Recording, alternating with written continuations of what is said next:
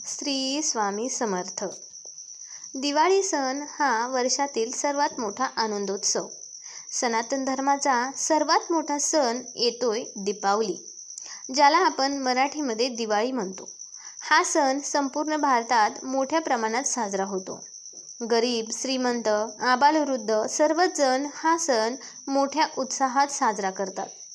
पर्जन्यकाल संपल्यावर चैतन्य आणणारा थंडीचा हंगाम सुरू होतो व दिवाळीचे आगमन। खरे तर दिवाळी का साजरी केली जाते हे जास्त लोकांना माहीतच नाही। दिवाळी हा सण का साजरा केला जातो? बहुतेक लोक तर फक्त लहानपणापासून असे समजतात की फक्त दिवे लावणे, फराळ आणि फटाके फोडणे, लक्ष्मीपूजन करणे, बस हीच आहे दिवाळी। असो, काही हरकत नाही। आज आपण हे जाणून घेण्याचा प्रयत्न करणार आहोत, दिवाळी का साजरी केली जाते आणि दिवाळीला प्रभू श्रीराम यांच्या जागी महालक्ष्मी आणि श्री गणेशाची पूजा का केली जाते। दिवाळी हा हिंदूंचा सर्वात मोठा सण आहे। या दिवशी भगवान श्रीराम बंधू श्री लक्ष्मण आणि माँ सीता यांच्यासोबत 14 वर्षांचा वनवास संपल्यानंतर अयोध्येमध्ये परत आले।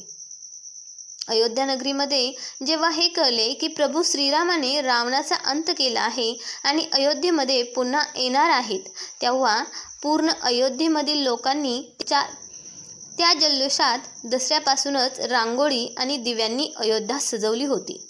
जेव्हा दसऱ्याच्या दिवशी रावणाचा अंत केला, त्याच्याबरोबर 21 दिवसांनी श्रीराम हे अयोध्येमध्ये पोहोचले होते। तेव्हापासून दिवाळी हा सण साजरा केला जातो। म्हणजे लाखो वर्षांपासूनची ही परंपरा अजूनही हिंदू बांधव साजरी करतात। दिवाळी 5 दिवस चालणारा सण आहे आणि याच्या प्रत्येक दिवसाचं एक वेगळं महत्त्व आहे। चला, तुम्हाला या 5 दिवसांचं महत्त्व आपण सांगणार आहोत। पहिला दिवस आहे धनत्रयोदशी। पूर्वीच्या मान्यतेनुसार सगळ्या देवांनी असुरांसोबत समुद्र मंथन केलं होतं। तेव्हा समुद्रामधून 14 रत्न निघाले। याच्यातील एक आहे भगवान धन्वंतरी। आपल्या कॅलेंडरनुसार पितृपक्षाच्या 13 दिवसांनंतर भगवान धन्वंतरी हे समुद्रामधून हातामध्ये अमृताचा कुंभ घेऊन प्रगट झाले। भगवान धन्वंतरी हे आयुर्वेदाचे जनक आहेत। त्यांनीच पूर्ण संसाराला आयुर्वेदाची ओळख करून दिली। त्या दिवसापासून या दिवसाला धनतेरस म्हणजेच धनत्रयोदशी असे नाव पडले आणि भगवान धन्वंतरी यांच्या नावाने हा दिवस साजरा केला जातो व धनाची पूजा देखील केली जाते। दिवाळीचा दुसरा दिवस आहे नरक चतुर्दशी। एकेकाळी या संसारात भूमिपुत्र नरकासुराचा आतंक होता। त्याला वरदान होतं की त्याचा मृत्यू फक्त त्याच्या आईच्या हातानेच होऊ शकतो। पुढच्या जन्मात भूमिदेवीने सत्यभामाच्या रूपात अवतार घेतला। सत्यभामेचे लग्न भगवान श्रीकृष्णासोबत झाले।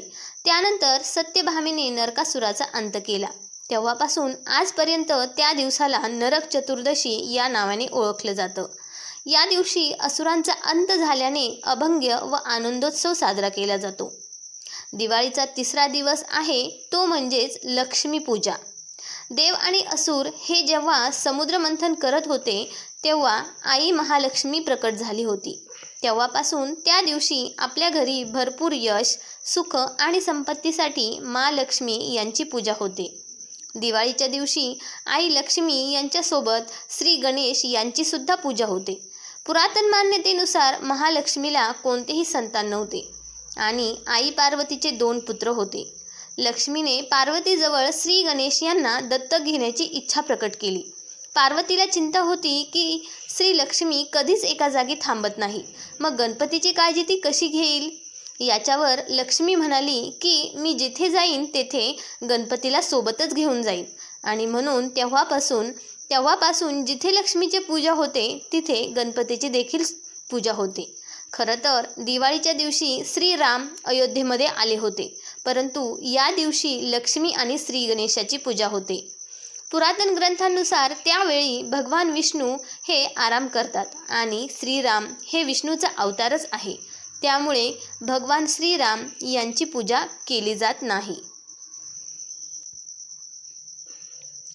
मित्रांनो, अश्विन अमावस्येला लक्ष्मीपूजन झाल्यास नंतर बलिप्रतिपदा हा दिवस दिवाळी पाडवा म्हणून साजरा होतो।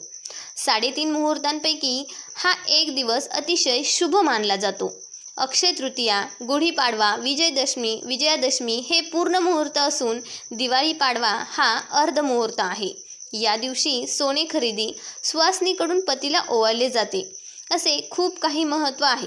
3.5 मुहूर्तांपैकी एक असल्याने व्यापारी लोकांचे नवीन वर्ष याच पाडव्यापासून सुरू होते. हिशोबाच्या नवीन वह्या, ज्याला खतावणी म्हणतात, त्यांचे पूजन करून नवीन सुरुवात केली जाते. कोणतीही नवीन गोष्ट विकत घेण्यासाठी हा उत्तम मुहूर्त मानला जातो. दिवाळीचा 4था दिवस आहे गोवर्धन पूजा.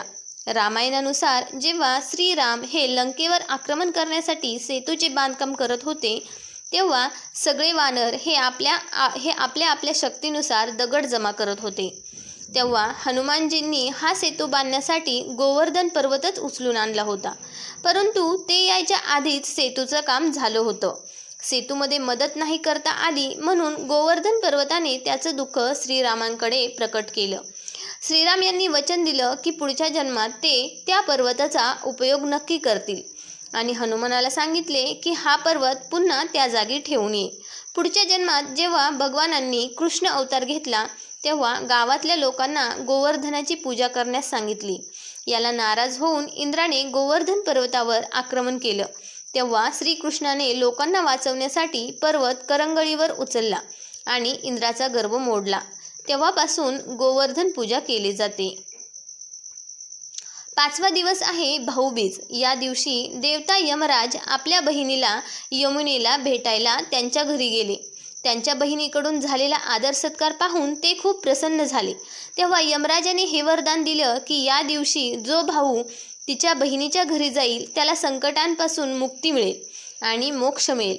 तेव्हापासून हा दिवस भाऊबीज या नावाने साजरा होतो. त्या दिवशी सगळ्या बहिणी त्याच्या भावाच्या सुरक्षेची देवाला प्रार्थना करतात. कालमानानुसार भेटवस्तूंची देवाणघेवाण होते. तर मित्रांनो, हे 5 दिवस दिवाळीचे आपल्यासाठी खूप महत्त्वाचे आहेत. आपण हिंदू आहोत, आपल्याला या गोष्टी माहिती असायला हव्यात. भविष्यामध्ये दिवाळी का साजरी केली जाते असे कोणी विचारल्यास आपल्याला या गोष्टी माहिती हव्या.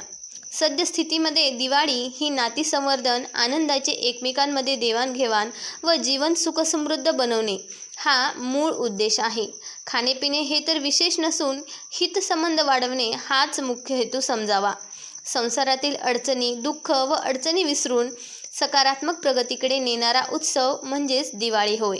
आपणा सर्व मित्र बांधव व भगिनींना सुख समृद्धी व आरोग्य प्राप्त हो, हीच श्री स्वामी समर्थ महाराज यांच्या चरणी प्रार्थना.